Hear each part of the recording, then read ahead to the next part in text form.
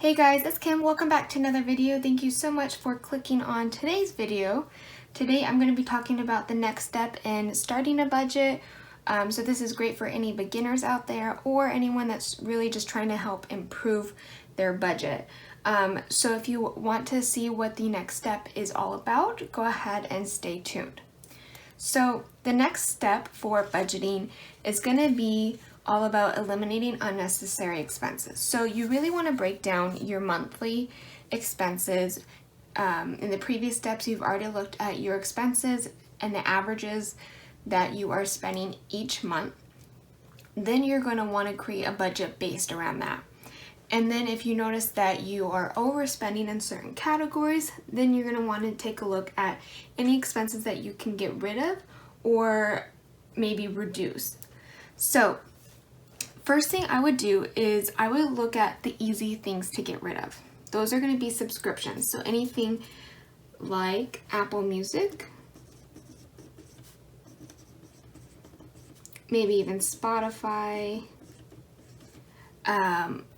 There's so many music subscriptions out there, right? So actually I used to use Spotify and then I canceled it. I believe it was like a year ago or so. But any subscriptions like that, you could look into eliminating. There's also Amazon Prime. I feel like so many people have Amazon Prime. You also have Netflix, Hulu, Sling, any other TV, movie service. Cable is a popular subscription or monthly expense, and any add-ons.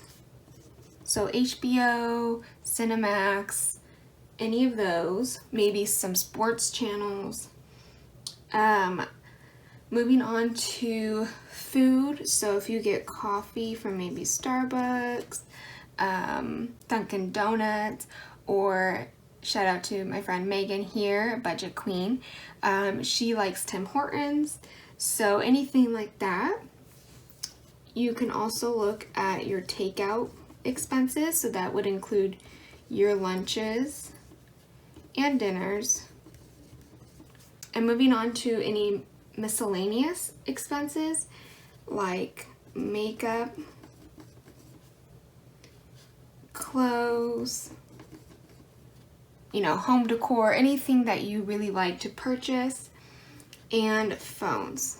Okay, so now that I've added several categories to give you guys ideas, you're going to want to list these expenses that you have, and then you're going to want to put the cost per month. So I believe Apple Music is $10 a month.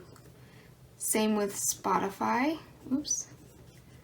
Amazon Prime, I believe, is about $15 a month. Netflix, I believe, is $10 a month. Cable, I would say the average is about $100 maybe, and any add-ons are maybe like $8. Coffee, let's say you get one every day on your way to work. So that's going to be $5 a day times, I'm just going to show you guys. I can do the math, but I don't really feel like it. Okay, so if you did $5 let's say $4. $4 a day for 5 days a week, that's $20 times 4. You're averaging about $80. Plus, that's not including any snacks, cake pop, donuts, any sides that you add with it. Takeout, I feel like it's kind of common to spend about, let's see, for takeout, I'm gonna do for each individual. So for lunches, let's say that you spend an average of $10 if you were to go out and get something for lunch, right? So $10 times 5, that's $50 a week, times 4. So you're gonna be spending about $200 a month for lunches. And then for dinners, let's just say that you may end up spending $100 in dinners, or maybe just like lunch on the weekend, whatever it may be. Okay, makeup. Let's say that every weekend you like to go to Sephora or even Ulta and spend $50 a month. Same with clothes. I know a lot of people like to go shopping and just see what's new, especially as the seasons change. And data plans or phones. Not really sure on an amount for this one because I'm sure it changes, so I'm not going to put an amount for this one, but it is a good idea to see what you're paying for your phone. Now let's go ahead and move into the cost per year, and then I'll give you some tips at the end. Okay, so if you were to add or multiply this by 12, your average cost a year for Apple Music is $120. Same with Spotify. Amazon Prime was about $180. Netflix would be about $120. Cable would be about $1,200. I think 8 times 12 is 96. Yeah. So $96 for any add-ons to your cable. Coffee.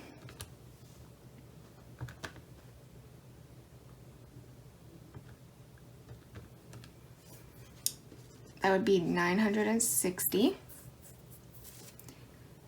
For any lunches, that's gonna be $2,400. Oops.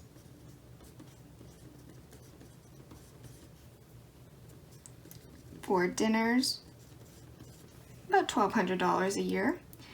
And we're gonna do 50 times 12 for makeup and clothes, and that's about $600 each. So as you can see, it adds up quite a bit. If I were to add all of this up, let's see how much we'd be spending each year.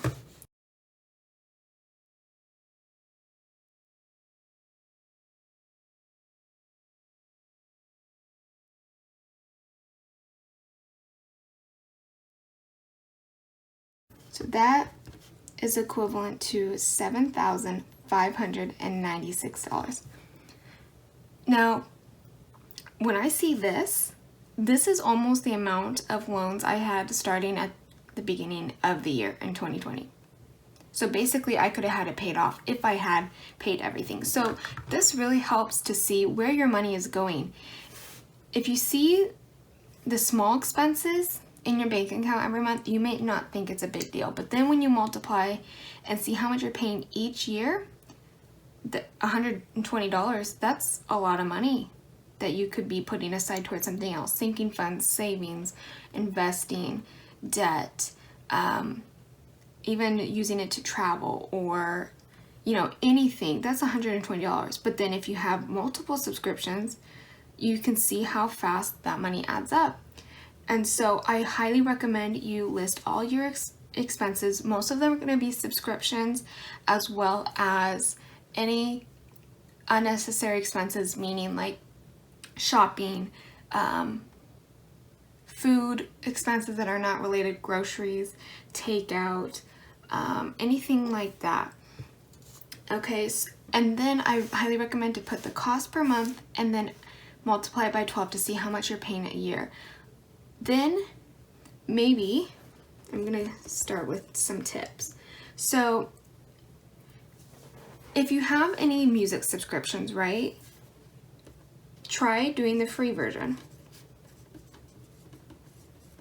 There may be some features or benefits that you're gonna miss, but honestly, to me, a lot of these subscriptions weren't worth it to me. So I would try the free version instead of premium. So because I had Spotify, it was really nice to play music. It was also nice to not be able to be limited on the songs I can skip. But I have the radio, I have CDs for anyone else that still uses those, and I have music on my phone, so it wasn't the worst case scenario reducing it to just the free subscription. Okay, now if you have, let's say, TV and movie subscriptions like Netflix, Hulu, and cable, maybe you can eliminate one of them. You don't have to get rid of everything, but you want to compromise and possibly reduce. So if you have cable, right, do you really need Hulu? Or if you use Hulu more than cable, maybe get rid of cable. So reduce or limiting similar subscriptions, I would say, is key. Also look at clothing subscriptions. So there's Stitch Fix, there is, I know Sarah Marie, she was doing a bow subscription for her girls. She eliminated that. So look at those subscription boxes too, you know, FabFitFun, anything like that, because that's a lot of money right there. So you want to try the free versions. You want to reduce or limit any similar subscriptions. Maybe if you have cable, go ahead and remove any add-ons. So kind of similar to the free version. Do you really need HBO and Cinemax?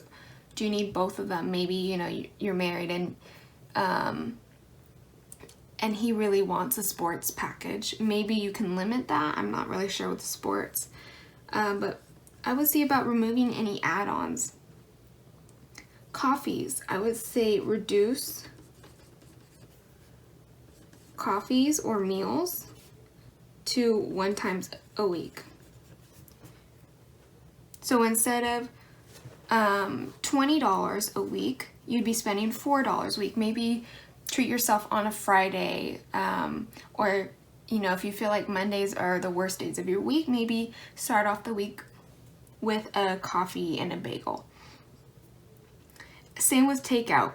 Don't have takeout every single day for lunch. Maybe bring your lunch 4 days and eat out once a week or even twice a week, you know. Just reduce the expenses going out. Same with dinners.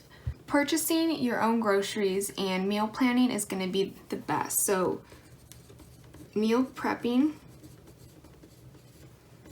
and planning is so beneficial, and that will help you save money, because a lot of the times for me when I would go and get takeout after work, it's because I didn't prepare, I didn't plan what I was going to be having. When I got home, I didn't feel like making anything, and so I would just go down the street, get something to eat, and call it a day. And that could have been easily prevented if I planned for that evening.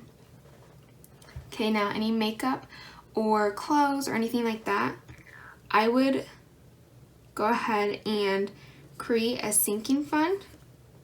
Oops.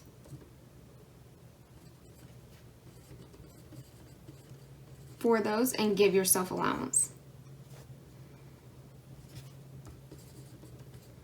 You don't want to say, oh, I'm not going to spend any more money on makeup, clothes, skincare, whatever you like, because you're going to go crazy, most likely. I would. If someone told me that, or if I told myself, you know what, for the rest of the year, I'm not going to spend any money on home decor,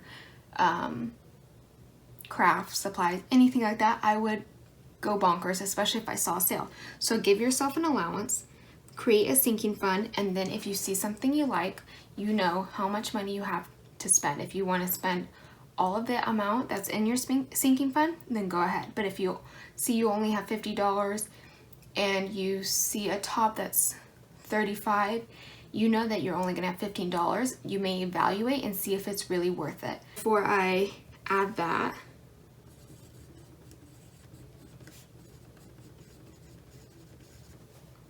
is evaluate. I totally spelled that wrong.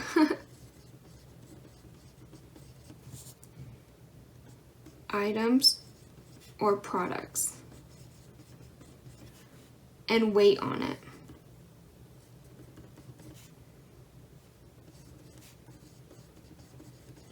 If you still are thinking about it a week or two later, then you can go back and purchase it.